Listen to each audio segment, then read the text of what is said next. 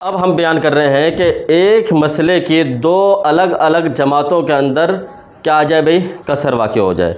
यानी एक मसले के कई वरासा के दरमियान में क्या आ रही हो भाई, तस्हीह की ज़रूरत हो, कसर वाक़ हो रही हो, तो फिर क्या करेंगे। अब हम यहाँ पर लिखते हैं बेटियाँ कितनी हैं भाई, बेटियाँ 3 हैं, दादियाँ 3, चचा 3। अब हमने देखो बेटियां भी 3, दादियां भी 3, चचा भी 3 हैं।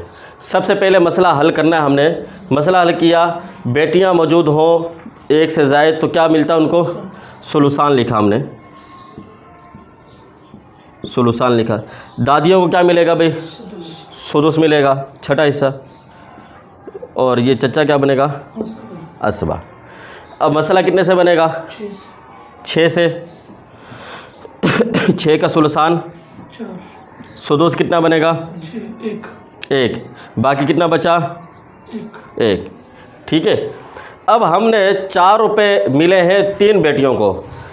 4 रुपये अदद रुऊस और अदद सिहाम के दरमियान में क्या आ गए भी, कसर वाक़ हो रहा है, तस्हीह की ज़रूरत है।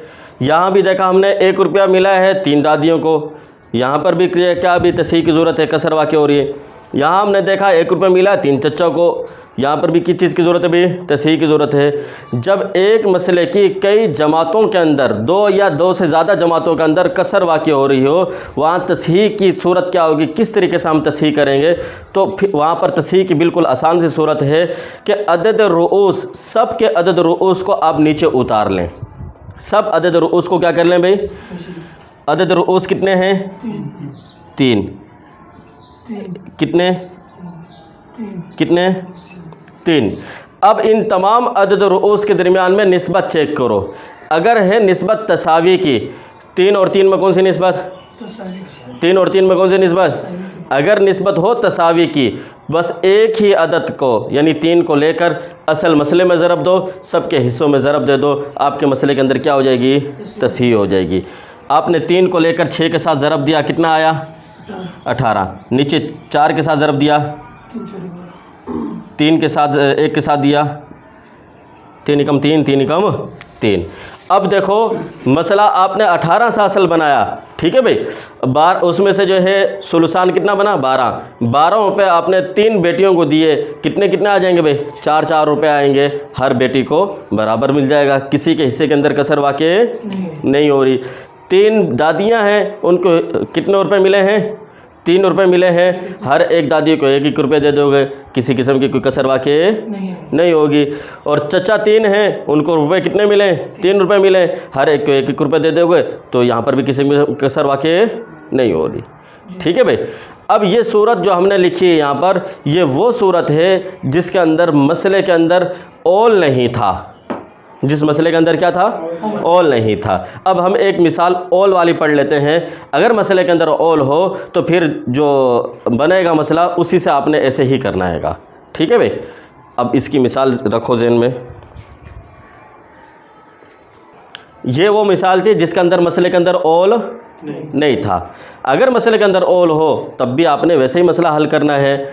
मिसाल के तौर पर बीवी है और कौन है भाई, हैं, 3 दादियाँ बोली हैं, 3 दादियाँ, 3 बेटियाँ, 3 दादियाँ, बाप है और 3 बेटियाँ हैं। ठीक है। बीवी को कितना मिलता है भाई औलाद की मौजूदगी में, सुमन दे दिया आपने। दादियों को क्या मिलेगा, सुदुस दे। बाप को क्या मिलेगा, सुदुस। बेटियों को क्या मिलेगा, मसला कितने से आना चाहिए, 24 से। सुमन आ गया ना। सुमन जब दूसरों के साथ मिलता है कितने से मसला बनता है, 24 का सुमन कितना है, 3 आएगा। कितना बनेगा, कितना बनेगा, 4। ठीक है। और सुलसान कितना बन रहा है, 16। जमा करो ज़रा यार, 16 और 4 कितने हो गए, 20।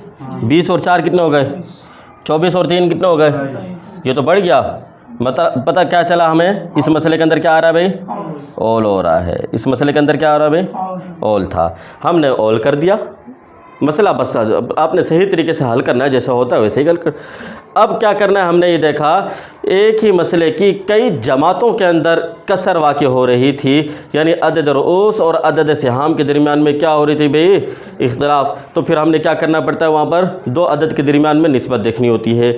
अब हमने ये देखा 4 रुपये मिले हैं, दादियों की तादाद कितनी, 3 यहाँ पर भी देखा 16 रुपये मिले हैं, बेटियों की तादाद कितनी, 3। अब 16 रुपये 3 बेटियों में बराबर तकसीम हो, नहीं होगा, अगर तकसीम करने के लिए बैठेंगे तो हिस्से के अंदर क्या वाक़ई हो जाएगी, कसर होगी। 4 रुपये 3 दादियों में अगर तकसीम करेंगे तो क्या वाक़ई होगी, कसर वाक़ई होगी। अब क्या करेंगे, हम अदद रुऊस को नीचे उतारना शुरू करेंगे, जिन जिन हिस्सों के अंदर कसर वाक़ई हो रही है। यहाँ पर 3 दादियाँ हैं, हमने इसको 3 को यहाँ लिखा, यहाँ भी कितनी है भाई, 3 बेटियाँ हैं, 3 को देखा, ठीक है। अब दोनों के दरमियान में निस्बत चेक की, निस्बत कौन सी आ रही है, तसावी की निस्बत आ रही है। अभी मैंने ऊपर भी बताया, अगर निस्बत तसावी की हो तो उस वक़्त क्या करेंगे, सिर्फ़ एक ही अदद यानी 3 को लेकर असल मसले में ज़रब देंगे और हर एक के हिस्से में ज़रब देना शुरू कर देंगे। आपके मसले के अंदर क्या हो जाएगी, तसहीह हो जाएगी। अब आपने 27 के साथ ज़रब दी, कितने हो जाएंगे भाई, हैं 81। आपने कहा असल मसला 81 से है, और फिर जो है कितने, 3 को 3 के साथ 3 तिया बोलो 9, 4 तिया 12, 4 तिया 12, 16 तिया 48। जमा कर लो, बिल्कुल आसान है, मुश्किल नहीं है कि 48 और 12 60, 60 और 12 72 और 9 मसला कितने से, 81 से। समझ गए बात को जी। तो दूसरा जो हमने बताया है, अगर कसर वाक़ई हो रही है एक मसले की कई जमातों के अंदर, तो फिर सब के अदद रुऊस क्या करेंगे, हम नीचे उतार लेंगे और उनके दरमियान में क्या करेंगे, निस्बत चेक करेंगे। हमने अदद रुऊस को यहाँ से नीचे उतारा 3, इसके भी अदद रुऊस को नीचे उतार लिया 3, इसके भी अदद रुऊस को उतार लिया 3। जिसके अंदर कसर वाक़ई हो रही उसको उतारना है, हर एक को नहीं उतारना, ठीक है। फिर सब के दरमियान में निस्बत चेक की, निस्बत कौन सी आ गई, बोलो, तसावी की। तो फिर जब तसावी की हो, सिर्फ़ एक ही को लेकर आप असल मसले में ज़रब दोगे, और असल मसले में ज़रब देने के बाद जो आए वो लिख दो यहाँ पर, फिर उसके बाद हर एक के हिस्से के अंदर ज़रब दोगे, आपका मसला बिल्कुल ठीक हो जाएगा। ये मसला, ये सूरत बताई जिसके अंदर ओल नहीं था। दूसरी सूरत ये है, अगर मसले के अंदर ओल है, ओल कर लो, और ओल करने के बाद फिर इसी तरीके से आप ज़रब दे दो, ठीक है। अच्छा, ये एक सूरत हमने पढ़ ली, जब एक ही मसले की कई जमातों के अंदर क्या आ रही है भाई, कसर वाक़ई हो रही है, तो उस वक़्त हमने देखा कि उसमें निस्बत कौन सी है। पता चला कि अदद रुऊस के दरमियान में निस्बतें कौन सी आ रही हैं, पहली वाली तसावी की निस्बत आ रही है। कौन सी निस्बत आ रही है भाई, तसावी की। अब हम दूसरी मिसाल पढ़ते हैं जिनके अंदर निस्बत आएगी तदाखुल की। कौन सी निस्बत आएगी भाई, तदाखुल की। जी, मिसाल को वो करें।